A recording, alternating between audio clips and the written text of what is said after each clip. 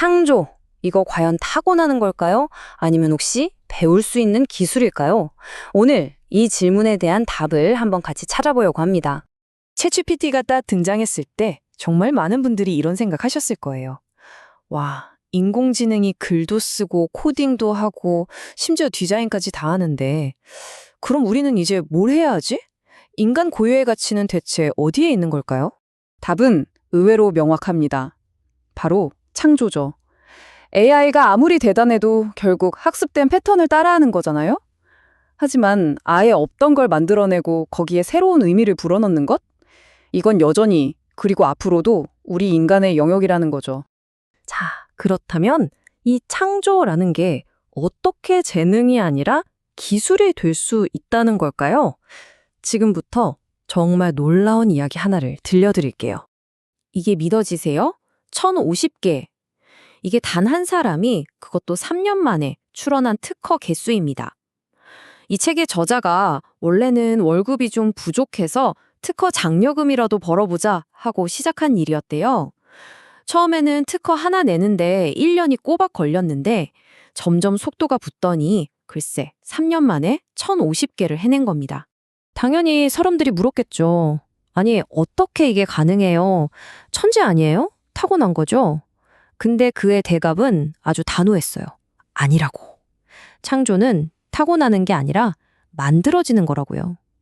일정한 방법론, 그러니까 어떤 시스템만 있으면 누구든 창조적인 활동을 기계처럼 반복할 수 있다는 걸 깨달은 거죠. 자, 바로 이 슬라이드가 핵심입니다. 우리가 창의성에 대해서 정말 많은 오해를 하고 있거든요. 아이디어가 막 샘솟아야 한다거나 세상에 없던 완전히 새로운 걸 만들어내야 한다거나. 진실은 어쩌면 그 정반대일지도 모릅니다. 실행하지 않는 아이디어는 그냥 시간 낭비일 뿐이고요. 스티브 잡스가 말했듯이 창조는 새로운 연결이에요. 그리고 무엇보다 중요한 건 이게 타고난 재능이 아니라 훈련으로 길러질 수 있다는 겁니다. 그리고 이거요. 자유롭게 상상만 하는 게 끝이 아니라 그걸 냉철하게 평가하고 골라내는 과정이 없으면 그냥 공상에 불과하다는 거죠. 좋아요. 그럼 그가 말한 만들어지는 창의성, 그 비밀의 도구 상자를 한번 열어볼까요? 그 안에는 바로 이 세 가지 핵심 도구, 즉 세 가지 사고방식이 들어있습니다. 첫 번째 도구는 발산적 사고입니다. 우리가 보통 창의성 하면 딱 떠올리는 바로 그거죠. 씨앗 하나에서 시작해서 가지를 쫙쫙 뻗어나가듯이 아이디어를 자유롭게 그리고 최대한 많이 펼쳐보는 거예요. 질보다는 양으로 승부하는 단계라고 생각하시면 쉽습니다. 자, 아이디어를 막 펼쳐놨으면 이제 뭘 해야 할까요? 두 번째 도구, 수렴적 사고가 필요합니다. 이건 정반대예요. 쫙 펼쳐놓은 수많은 아이디어들 중에서 진짜를 골라내는 거죠. 가장 좋은 것, 가장 현실적인 것을 논리적으로 따져보고 선택하는 능력. 이게 없으면 아이디어는 그냥 아이디어로만 남게 됩니다. 그리고 마지막 세 번째, 이게 정말 재밌는 도구인데요. 바로 측면적 사고입니다. 흔히들 상자 밖에서 생각하라고 하잖아요. 바로 그겁니다. 근데 이건 단순히 아이디어를 다르게 내는 걸 넘어서 문제 자체를 바라보는 틀, 그 상자 자체를 바꿔버리는 거예요. 질문을 아예 다르게 던져보는 거죠. 이 9개의 점 퍼즐, 아마 많이들 보셨을 거예요. 펜을 떼지 않고 직선 4개만으로 이 점들을 다 이어야 하거든요.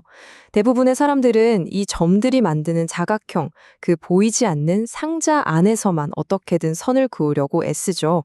하지만 정답은 뭐죠? 맞아요. 과감하게 그 상자 밖으로 선을 뻗어나가야만 풀 수 있습니다. 이게 바로 측면적 사고의 힘을 아주 직관적으로 보여주는 예시입니다. 자, 여기까지 들으시면 좀 궁금해지죠. 발산, 수렴, 측면적 사고, 이런 것들이 그냥 개념적인 이야기일까? 아니면 우리 뇌에서 실제로 벌어지는 일일까? 정말 흥미롭게도 뇌과학이 그 비밀을 발견했습니다. 우리 뇌 안에는요, 서로 정반대의 일을 하는 두 개의 중요한 팀이 있다고 생각하시면 돼요. 하나는 디폴트 모드 네트워크라는 팀인데 우리가 멍 때리거나 샤워하면서 막 딴 생각할 때 그때 활발하게 움직여요. 한마디로 아이디어를 마구 생성해내는 발산의 엔진인 거죠. 그리고 다른 하나는 집행 통제 네트워크라는 팀. 이건 우리가 뭔가를 딱 집중해서 분석하고 판단할 때 켜지는 수렴의 엔진입니다. 그럼 창의성의 진짜 비밀은 뭘까요? 이 둘 중 하나를 더 잘 쓰는 걸까요? 아닙니다. 진짜 비밀은요, 이 두 엔진 사이를 얼마나 빠르고 유연하게 왔다 갔다 하느냐, 바로 전환 능력에 있습니다. 아이디어를 막 펼쳤다가 다시 날카롭게 집중했다가 이 스위치를 획획 바꾸는 능력, 이게 바로 과학적으로 밝혀진 창의적인 뇌의 특징이라는 겁니다. 정말 놀랍지 않나요? 자, 그럼 이제 이론은 충분히 알았으니까 이걸 우리가 실제로 어떻게 써먹을 수 있을지 아주 실용적인 도구 하나를 소개해 드릴게요. 이걸 더블 다이아몬드 모듈이라고 부르는데요. 창의적인 문제 해결 과정을 딱 4단계로 정의한 거예요. 보세요. 다이아몬드가 2개죠. 첫 번째 다이아몬드에선 먼저 문제를 최대한 넓게 탐색하고 이게 발산, 그 중에서 진짜 해결해야 할 핵심 문제 하나를 딱 짚어냅니다. 이게 수렴.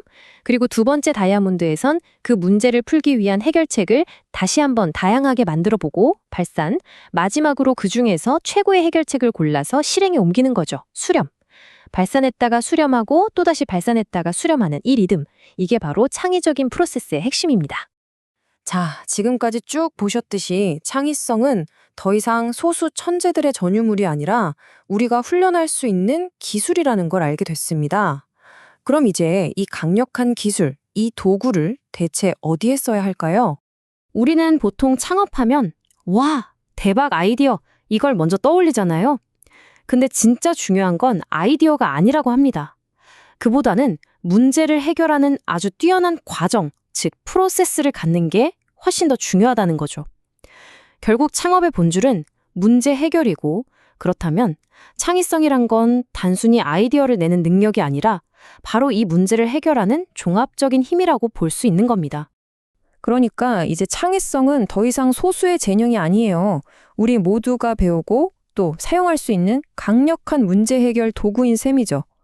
그렇다면 이제 우리가 스스로에게 던져야 할 질문은 바뀌어야 합니다.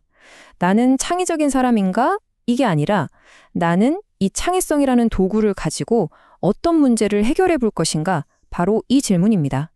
여러분은 어떤 문제를 해결하고 싶으신가요?